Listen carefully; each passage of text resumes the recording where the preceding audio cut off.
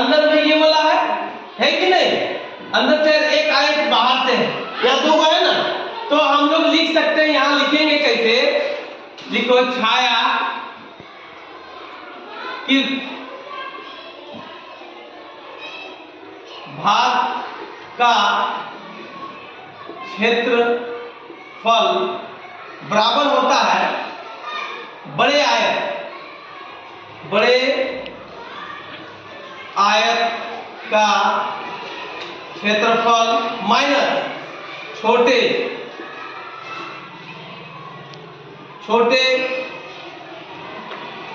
आयत का क्षेत्रफल। बड़े आयत का क्षेत्रफल देखो दिया हुआ है, क्या है? लंबाई दिया हुआ है कितना? 40 मीटर और चौड़ाई कितना दिया हुआ है? 30 मीटर। तो क्या होता है? बड़े आयत का L इंटू बी होता है माइनस छोटे आयत का क्या होता है? L इंटू बी ही होता है कि नहीं? है ना? लेकिन बड़े आयत का मेरा दिया हुआ है लंबाई कितना दिया हुआ है? 40 इंटू 30, 40 इंटू 30। लेकिन छोटे आयत अंदर वाला का जो है उसका मेरा निकालना है। तो सबसे पहले देखो यहां से यहां तक क्या कितना है? 1 मीटर। देखो यहां से यहां तक कितना मीटर है? 1 मीटर। और यहां से यहां तक कितना है? 1 मीटर। यानी यहां से यहां तक कितना होगा? 40 में 2 घटा देंगे तो 38 मीटर। यहां हो जाएगा 38 मीटर। अब इसी तरह यहां से यहां तक है 1 मीटर और यहां से यहां तक है 1 मीटर। 30 में से 2 घटा देंगे तो कितना हो जाएगा? 28 मीटर। हो गया ना? अब क्या करेंगे कि छोटे आयत वाला में लिखेंगे लंबाई कितना होगा?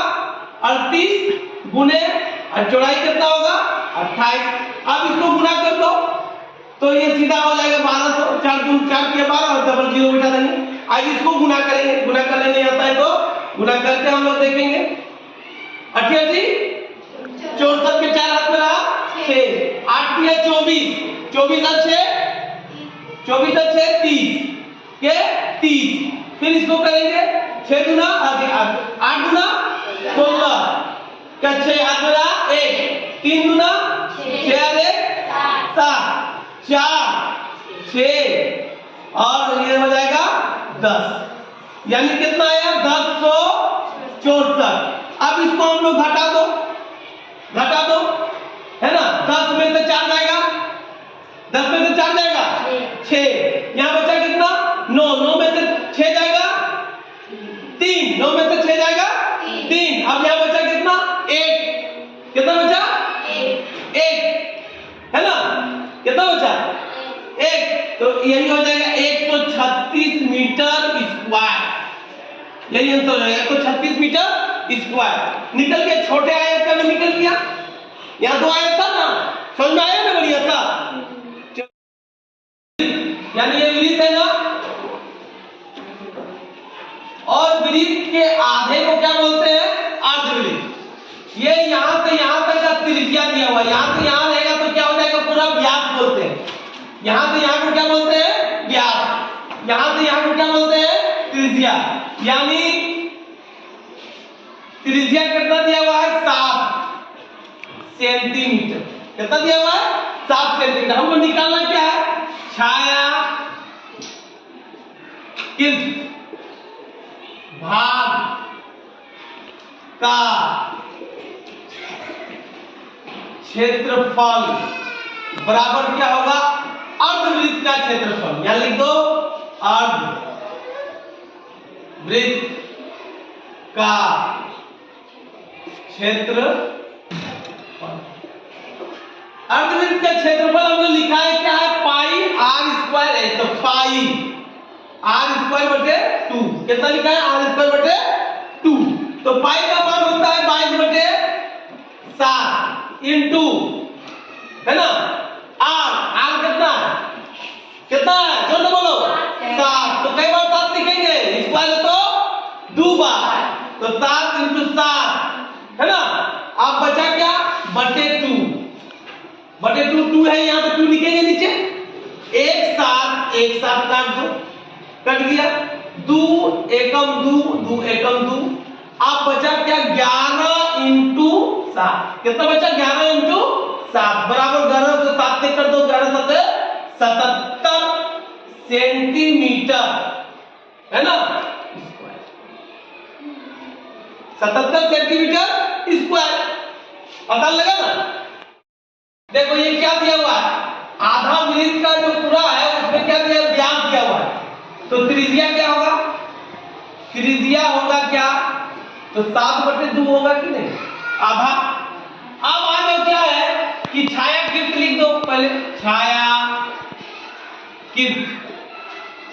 भाग का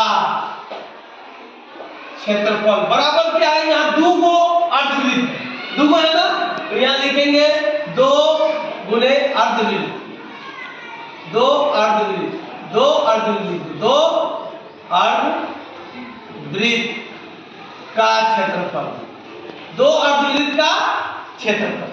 एगो यहाँ एगो यहाँ, दोनों मिलाएंगे तो क्या हो जाएगा, पूरा पूरी वृत्त बन जाएगा कि नहीं बन जाएगा, इसको उलट करके कर देंगे तो वृत्त बन जाएगा। तो हम अगर यहाँ वृत्त का भी फॉर्मूला लिख देंगे तो मेरा बन जाएगा।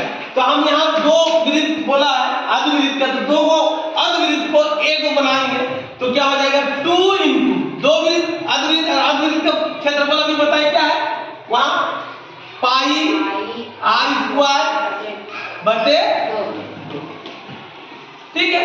तो 2 लिख दो इनटू पाई का मान कितना होता है, 22/7, पता है ना। और r का मान हम लोग निकाले यहाँ, कितना निकाले, तो कई बार 7/2 लिखाएगा, 2 बार, है ना, बटे 1/2, यानी 1/2 यानी नीचे 2 को तो लिखना ही है, तो 1/2 कर दिए। तो अब काटना शुरू करते हैं, 7 और 7 कट गया, कटा ना, अब बचा क्या, 2 और 2 यहाँ खत्म, है ना। अब ये कटेगा, 11 से कट गया, कटा ना। अब 11 सत्ते 77 बटे 2, 77/2 होगा। अब इसको भाग दे दो, 77 को भाग दे दो कितना से, 2 से, 77 को भाग दे दो 2 से, तो कितना हो जाएगा, 2 दिया, कितना उतरा,